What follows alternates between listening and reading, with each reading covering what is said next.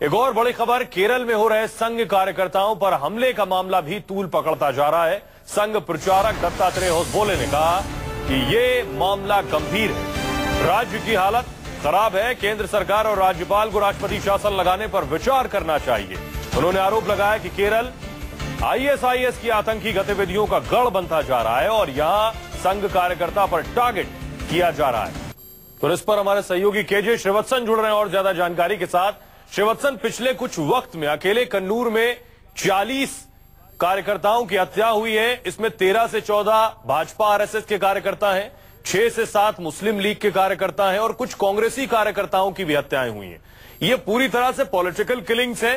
इसे आरएसएस किस तरफ और किस तरह से आगे बढ़ाना चाह रही है और इस पर राज्य सरकार क्या सफाई दे रही है और अब तक एक्शन क्यों नहीं हुआ? आखिरकार किसी भी हत्या की जिम्मेदारी राज्य सरकार की है। जी देखिए, सबसे बड़ी बात है कि दोनों ही पार्टियों के इसमें कार्यकर्ताओं पर हमला हुआ है, इसमें कोई शक नहीं और उसमें कई दोनों ही तरफ के लोग मारे गए हैं। लेकिन आरएसएस को लगता है कि बार बार उसके खिलाफ एक बड़ी साजिश के तहत उसके कार्यकर्ताओं को मार गिराया जा रहा है और जो कम्युनिस्ट पार्टी है वो इस पूरे मामले में इन्वॉल्व है। तो ऐसे में अब एक तरह से आरएसएस खुद वहां पर गाँव-गाँव में जाकर श्रीवत्सन, माफ कीजिएगा, आपको रोकूंगा। हमारे साथ संघ विचारक राकेश सिन्हा साहब जुड़ रहे हैं। सिन्हा साहब, जो बात कही दत्तात्रेय होसबोले जी ने कि खास तौर पर आरएसएस और बीजेपी के कार्यकर्ताओं को टारगेट किया जा रहा है, लेकिन सर आंकड़े ये कहते हैं कि 40 लोगों की मौत कन्नूर में हुई है, जहां लगभग 13 से 14 कार्यकर्ता बीजेपी आरएसएस के हैं, 6 से 7 मुस्लिम लीग के हैं, कुछ और कांग्रेसी कार्यकर्ता हैं। तो सिर्फ ये कहना कि बीजेपी और आरएसएस के कार्यकर्ताओं को टारगेट किया जा रहा है, या आप ये कह रहे हैं कि सभी तरह की पॉलिटिकल किलिंग्स गलत है और राज्य सरकार को इस पर एक्शन लेना चाहिए? नहीं, संघ तो पहले से ही कहता रहा है कि हिंसा का कोई स्थान नहीं है, लेकिन दत्तात्रेय होसबोले जी ने जब प्रेस वार्ता की है, इसका एक महत्व है।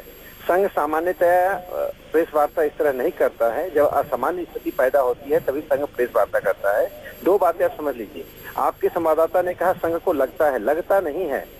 जो लोग गिरफ्तार हुए हैं वे मार्क्सवादी कम्युनिस्ट पार्टी के कार्यकर्ता हैं। जिस राजेश की हत्या हुई है उसके हत्या में जो लोग अपराध में गिरफ्तार हुए हैं वे मार्क्सवादी कम्युनिस्ट पार्टी के कार्यकर्ता हैं। इसके पहले मनोज की हत्या हुई, सुजीत की हत्या हुई। लगातार संघ और भारतीय जनता पार्टी के कार्यकर्ताओं को इसमें एलिमिनेट किया जा रहा है। इसका निहित कारण यह है कि संघ और भारतीय जनता पार्टी का प्रभाव उन क्षेत्रों में उस वर्ग में फैल रहा है जो मार्क्सवादी। सर, लेकिन बाकी हत्याओं पर क्या कहेंगे जिन कांग्रेसी कार्यकर्ताओं और मुस्लिम लीग के 7 लोगों की हत्याएं हुई हैं?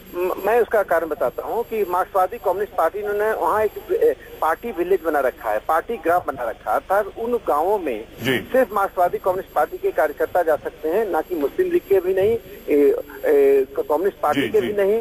इसलिए उनकी हत्या भी मुस्लिम लीग के 2 कार्यकर्ताओं की हत्या सीपीएम ने की। एक बार घटना मैं आपको बता दूं, टीपी चंद्रशेखरन ने 2012 में मार्क्सवादी माफ कीजिएगा, वक्त कम है, वक्त एक छोटे से ब्रेक का है, माफ कीजिएगा, अब एक छोटे से ब्रेक के लिए रुकना होगा।